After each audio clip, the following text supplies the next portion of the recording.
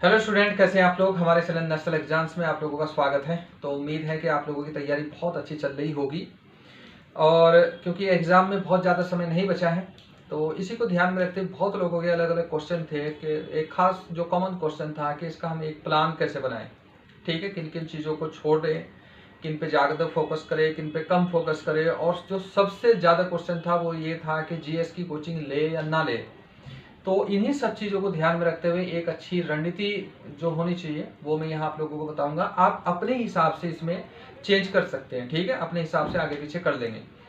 सबसे पहले अगर किसी भी चीज़ की आपको रणनीति बनानी तो उसके पहले उसके बारे में पता होना चाहिए कि इसमें एग्जाम में क्या सिलेबस है, क्वेश्चन का लेवल क्या रहता है, और क्वेश्चन कितने, ये जो सिलेबस जो एग्जाम है कितने मार्क्स का है और मेरिट कितने पे जाती है। तो एक एक करके मैं बताऊंगा। वीडियो कोशिश करेंगे थोड़ी सी छोटी बनाने की, हो सके लंबी बन जाए तो काम चला लेना। ठीक है, अब देख लेते हैं। तो एग्जाम का नाम है RO एग्जाम रणनीति। ठीक है, इसकी रणनीति के बारे में मैं आपको बताऊंगा।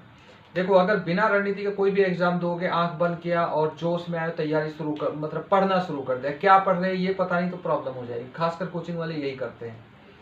अब ये देखो कि ये पूरी एक रणनीति करते हैं। सबसे पहले देख लेते हैं कि इसमें आएगा क्या क्या। देखो, सामान्य अध्ययन आएगा 100 रुपए का। सॉरी, सामान्य अध्ययन जो आएगा वो 100 नंबर का आएगा। ठीक है, और इसके बाद जो इसमें सामान्य बुद्धि परीक्षण होता है, सामान्य बुद्धि परीक्षण में क्या आता है, मैथ भी आते हैं और रीजनिंग भी आता है। ठीक है, दोनों आएंगे, मैथ प्लस रीजनिंग। और इसके बारे में डिस्कस करेंगे अभी। कुछ लोगों ने जो भ्रांति यूट्यूब पे फैलाई हुई है कि इसमें मैथ नहीं आएगा, उसके बारे में मैं बताऊंगा। उन विद्वानों को भी बताना चाहूंगा, देखो इसमें मैथ बिल्कुल आएगा। हाँ, इसका रेशियो थोड़ा सा ऊपर नीचे होगा क्योंकि 20 नंबर का मैथ हो सकता है, 30 की हो जाएगी रीजनिंग, ध्यान रहेगा।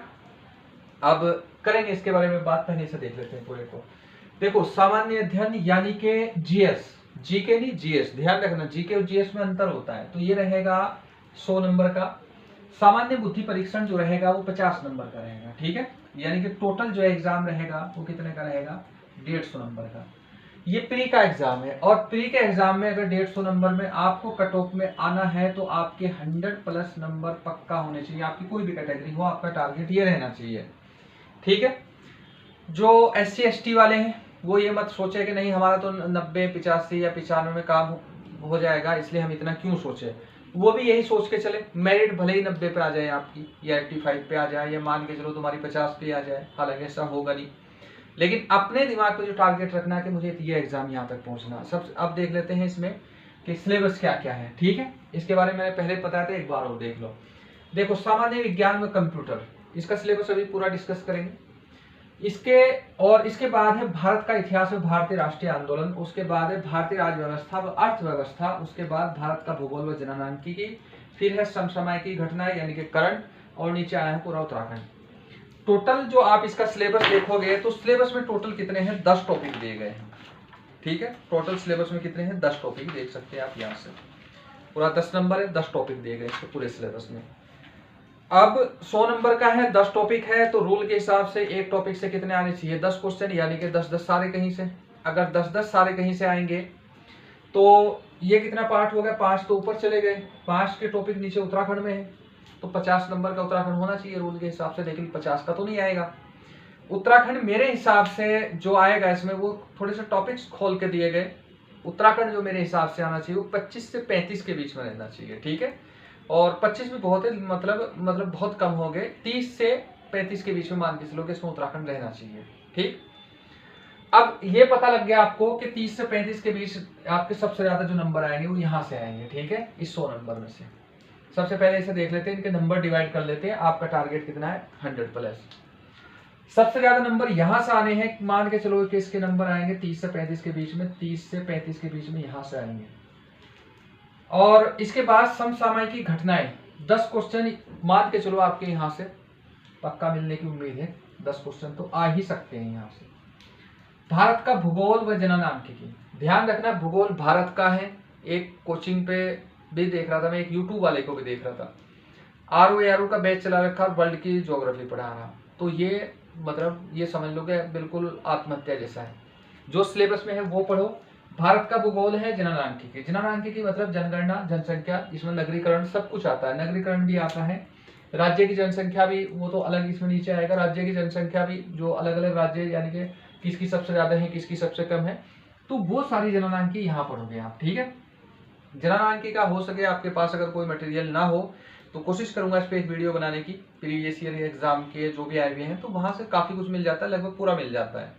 नहीं तो एक छोटी सी पतली सी जनगणना की आती है, शायद 25-30 रुपए की आएगी, मार्केट से कहीं से ले लेना, और मेन एक बार उसे पढ़ देना, आप उसे 2 दिन में सारे को पढ़ दोगे। ठीक है, तो यहाँ से जननांकी भारत का भूगोल, और इस भारत के भूगोल में ध्यान रखना इसमें पर्यावरण के क्वेश्चन भी पक्का आएंगे।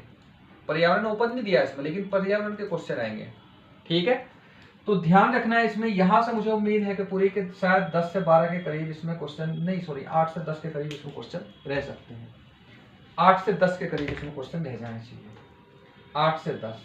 ठीक, अब भारतीय राज व्यवस्था व भारतीय अर्थव्यवस्था, इनमें भी मान लो तुम 10 से 12 के करीब क्वेश्चन रह सकते हैं। देखो ऊपर नीचे हो जाएंगे, होना तो 100 नंबर का ही, ऐसा नहीं मत जोड़ देना कि तुम ये मैक्सिमम नंबर जोड़ो कहोगे 100 से ज्यादा हो रहे। अब भारत का इतिहास व भारतीय आंदोलन, भारतीय राष्ट्रीय आंदोलन, ये राष्ट्रीय है यहाँ। ठीक है, मैंने शॉर्ट में कर दिया। तो यहाँ से मुझे पूरी उम्मीद है कि शायद 8 से 12 के करीब क्वेश्चन पक्का रह जाने चाहिए।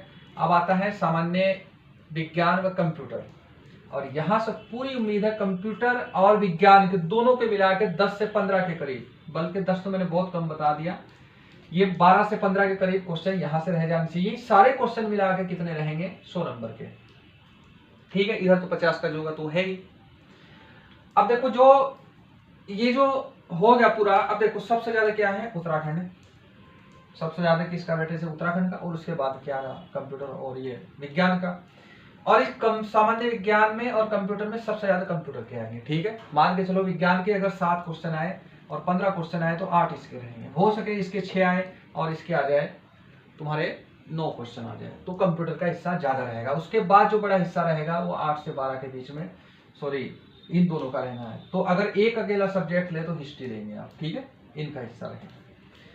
तो अब ये देखो कि आपके पास समय कितना बचा हुआ है। समय लगभग आज से, जब मैं आज ये वीडियो बना रहा हूं, आज है 11 तारीख। ठीक है, 11 तारीख इवनिंग है।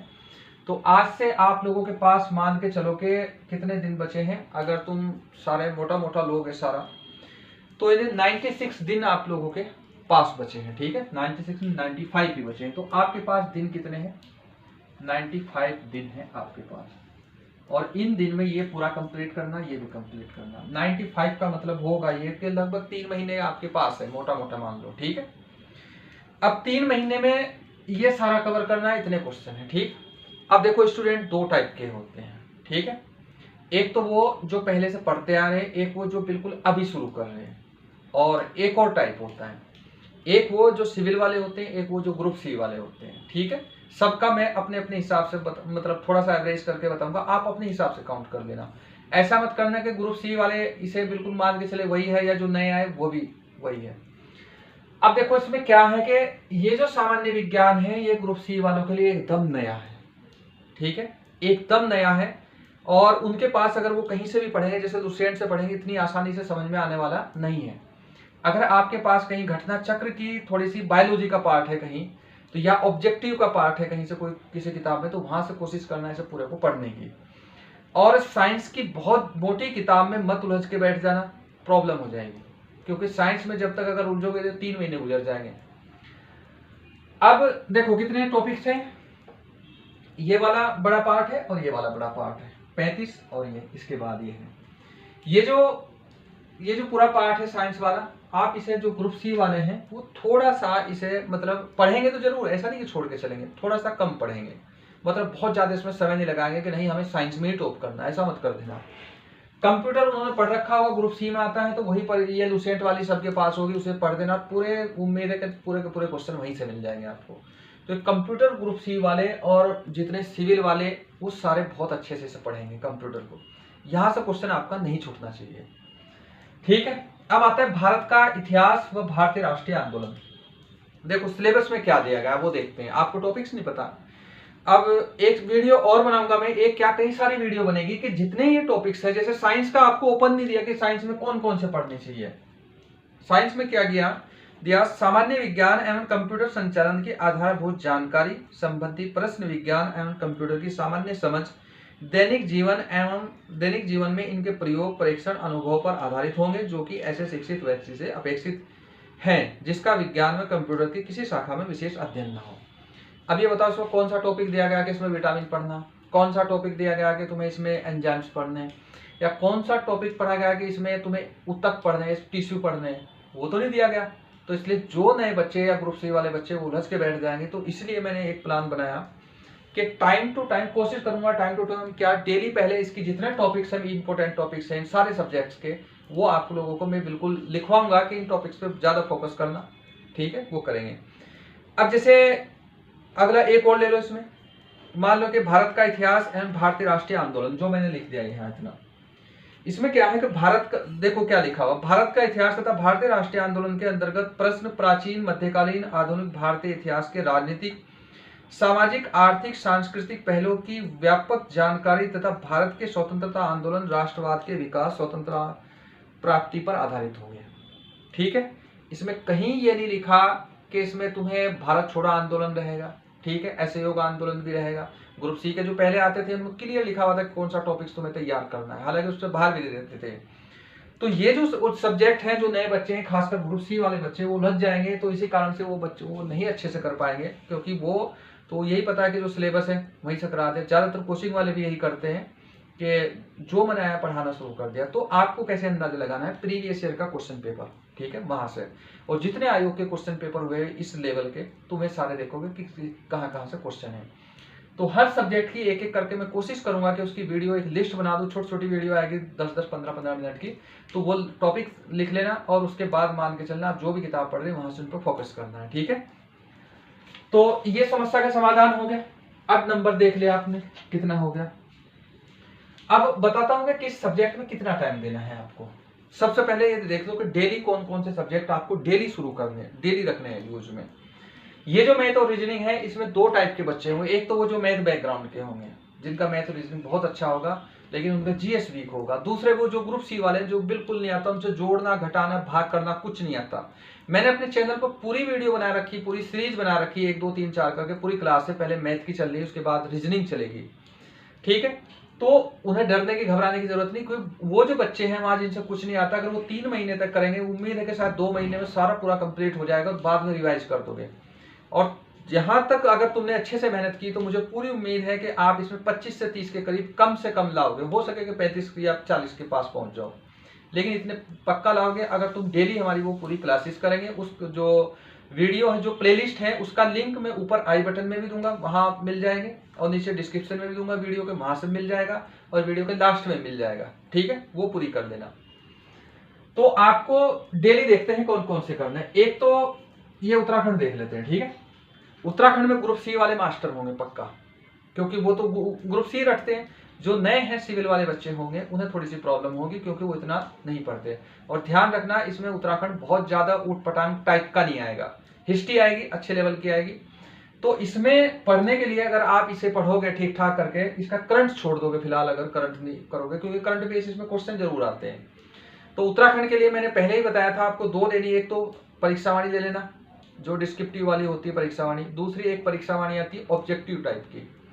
ऑब्जेक्टिव टाइप की भी आप जरूर लगा लेना, क्योंकि जो के तुम क्वेश्चन रिपीट होंगे। अगर इसमें 35 से 40 क्वेश्चन है तो कम से कम भी 12 से 15 के बीच 100% रिपीट क्वेश्चन मिलेंगे।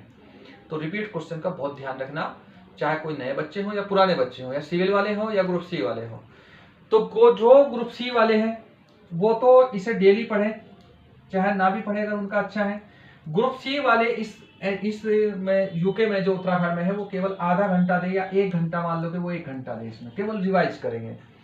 और जो नए बच्चे हैं इसमें, ठीक है, जो नए आ रहे हैं इसमें, जो या सिविल वाले हैं, तो वो इसमें कम से कम भी मान के चले यहाँ तो 2 घंटे डेली जरूर दे उत्तराखंड में। 3 महीने आराम से इसे 2-3 बार आप रिवाइज कर दोगे। ग्रुप सी वाले जो पहले पढ़ रखा 1 घंटा, बाद वाले दे देंगे 2 घंटा, तो आराम से कवर हो जाएगा। इसके बाद आता है मैथ और रीजनिंग। इसमें देख लेते हैं कितना टाइम देना। ये डेली वाले बता रहा हूं, जो डेली पढ़ने हैं। मैथ और रीजनिंग है आपका, ठीक है, 50 नंबर है। सिलेक्शन डिसाइड करेगा कि आपका प्री होगा नहीं होगा, और अपने दिमाग में टारगेट तय कर देना, चाहे कोई नया हो या पुराना हो। और नए वालों को मैंने बिल्कुल बोला कि जिसका मैथ बैकग्राउंड नहीं, पूरी प्लेलिस्ट देख लेना। इसमें आपको जो नए बच्चे हैं जिनका मैथ बैकग्राउंड नहीं है, तो वो मान के चलने के यहाँ वो 2 घंटे बिल्कुल पक्का इसमें प्रैक्टिस के लिए पक्का दें।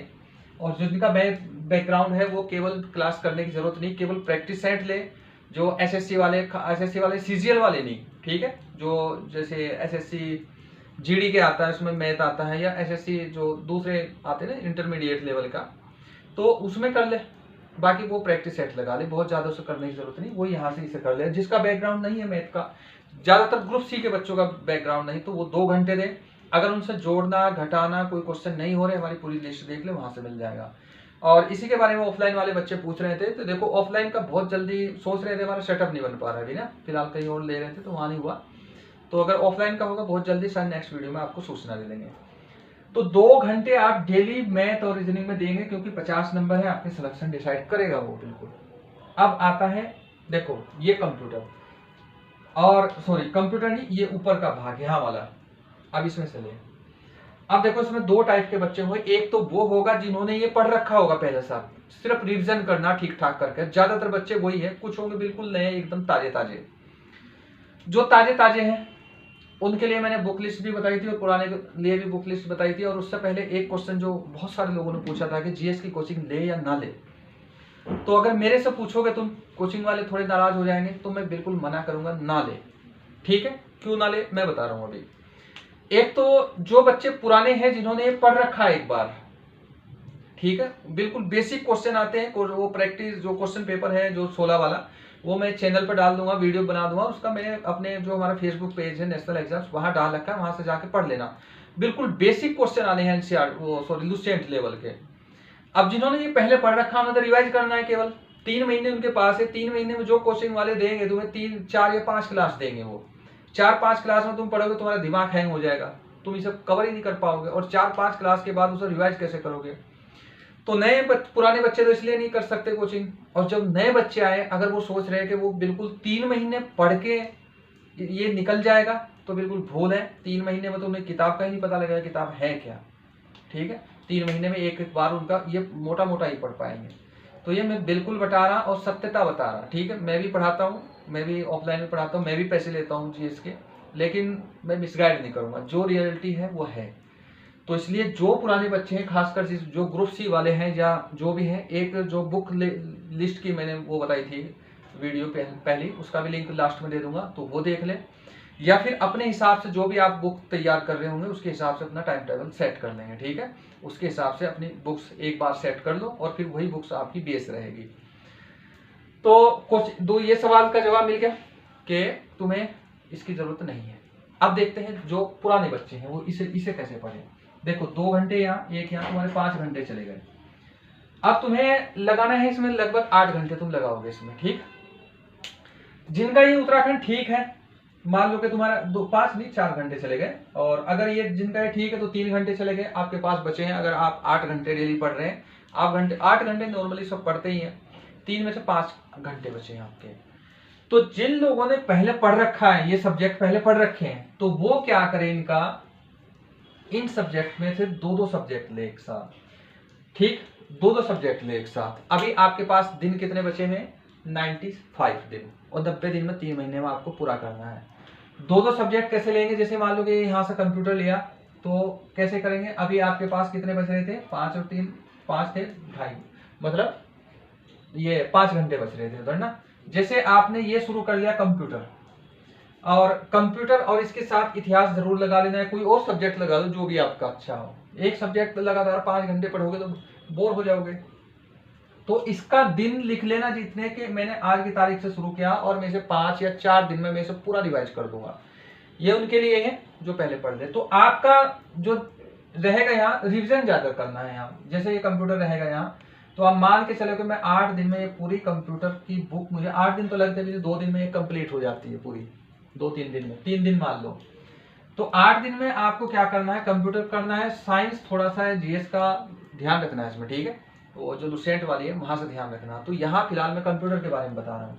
कंप्यूटर आपको 8 दिन में, और उसके बाद भारत का इतिहास और भारतीय राष्ट्रीय आंदोलन, देखो बड़े सब्जेक्ट पढ़ेंगे, और इसमें आपको ज्यादा फोकस करना है इसमें मॉडर्न इंडिया पे, भारतीय राष्ट्रीय आंदोलन पे। ठीक है, जो मॉडर्न इंडिया, आधुनिक भारत, इसे मान के चलो आपको इसे पूरे को जो एक बार आपको ठीक ठाक करके रिवाइज कर देना है, वो 10 दिन में करना है। ठीक है, ये 10 दिन है यहाँ।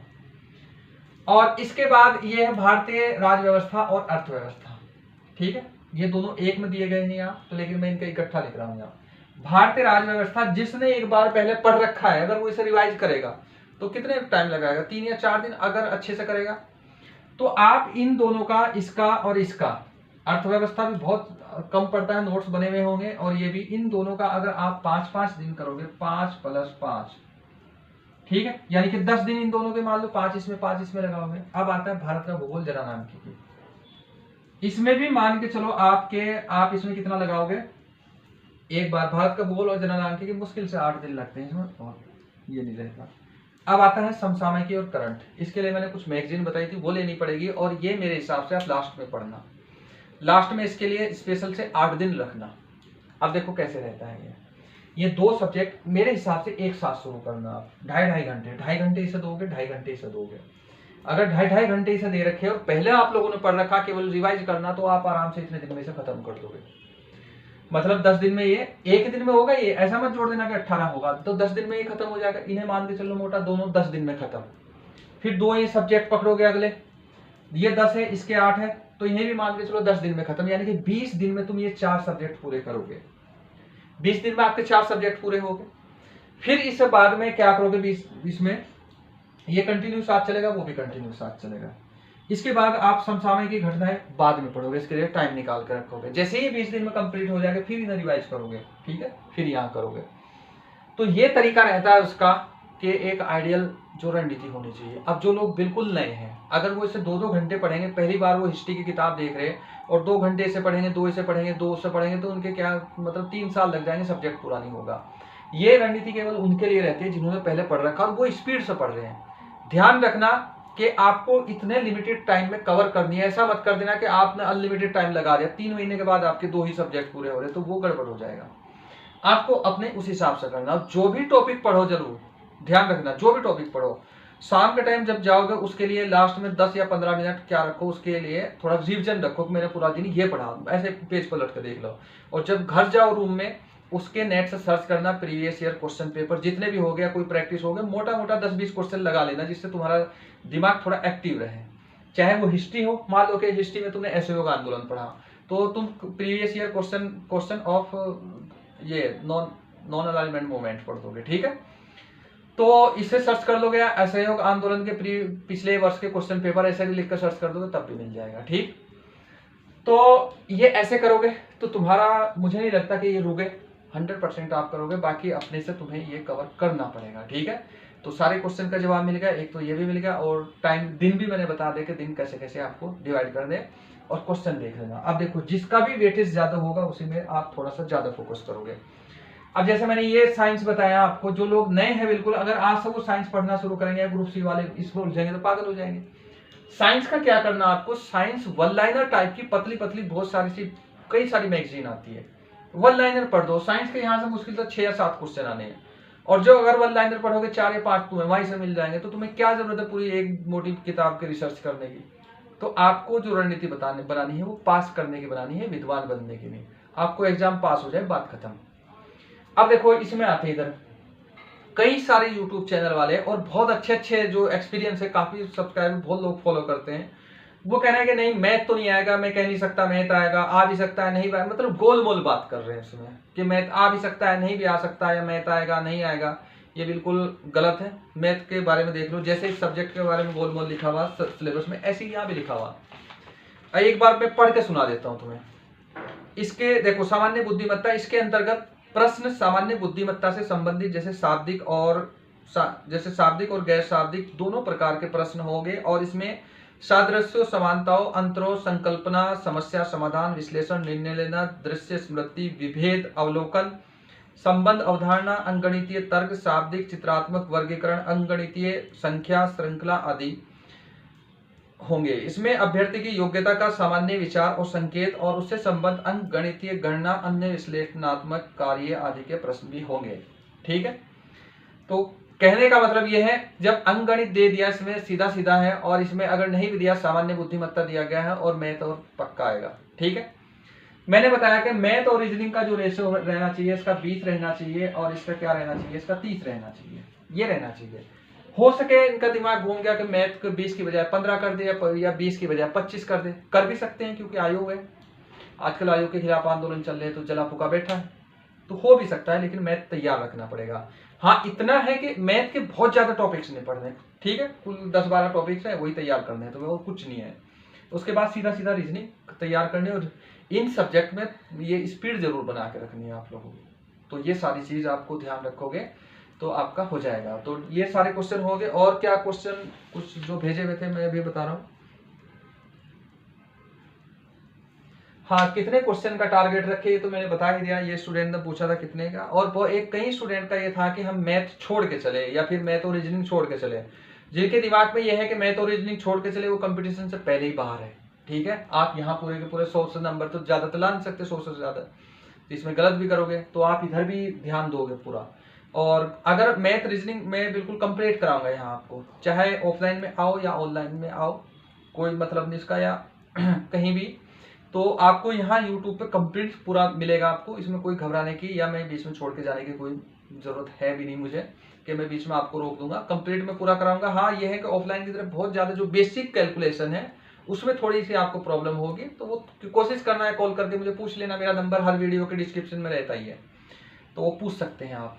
बाकी और कुछ क्वेरी हो या कुछ पूछना हो तो आप पूछ सकते हैं, बता सकते हैं। ठीक है, ये मैंने एक इसका आइडियल तरीका ये बता दिया, ये जो तरीका बताया है ये मैंने एक आइडियल बताया। ठीक है, आप अपने हिसाब से आगे पीछे से कर सकते हैं। कुछ लोग ऐसे क्या करते हैं कि पूरा दिन वो एक सब्जेक्ट पढ़ते हैं, वो अपने हिसाब से कर सकते हैं, लेकिन उन्हें तय करना है कि उन्हें कितने दिन में, 95 दिन से पहले पहले लगभग 85 दिन के आसपास उन्हें ये कंप्लीट कर लेना है। तो उस हिसाब से अगर आप अपनी एक प्रॉपर रणनीति बनाओगे तो तभी इसमें सक्सेस मिलेगी, नहीं तो ये समस्या हो जाएगी इसमें। ठीक है, बहुत सारे लोग हैं जो यूट्यूब पे मिसगाइड कर रहे हैं, तो मैं उससे भी कहूंगा कि मिसगाइड ना करें, और आप भी अब अच्छा खासा आप में दिमाग है तो अपने से थोड़ा सोच ले कि अगर जो आदमी यहाँ मैथ को मना कर रहा है कि मैथ मत पढ़ो, तो इसका मतलब आपको बाहर कर रहा है वो। अगर इधर मैं कहूँ कि आपको विज्ञान मत पढ़ो, सामान्य विज्ञान मत छोड़ दो, ये एक पागलपन होगा। कभी भी एक कंपटीशन में कोई सब्जेक्ट छोड़ा नहीं जाता। हाँ ऐसा होता है कि किसी पे कम ध्यान दिया जाता है, किसी पे ज्यादा दिया जाता है। ठीक है, विज्ञान जिन लोगों का बेस बैकग्राउंड नहीं है, पतली सी किताब आती वहां से पढ़ सकते हैं, या फिर जो ऑब्जेक्टिव लुसेंट होती है उसके अगर प्रैक्टिस सेट भी सारे लगा दोगे उसमें से भी 50% ये आपको वहां से मिल जाएगा। तो इसमें बहुत ज्यादा होपलेस होने की या बहुत ज्यादा डरने की जरूरत है ही नहीं। ठीक है, तो ये सारी आज के बारे में है, कल आपको वीडियो मिलेगी, और अब इसका एक एक सब्जेक्ट के टॉपिक्स की मैं आप लोगों को वीडियो बना कर दे दूंगा, जो वो जल्दी देनी पड़ेगी। ठीक है, तो उसे करते हैं, और उसके बाद कोई डाउट हो तो आप पूछ सकते हैं। ठीक है, चलिए मिलते हैं नेक्स्ट वीडियो में।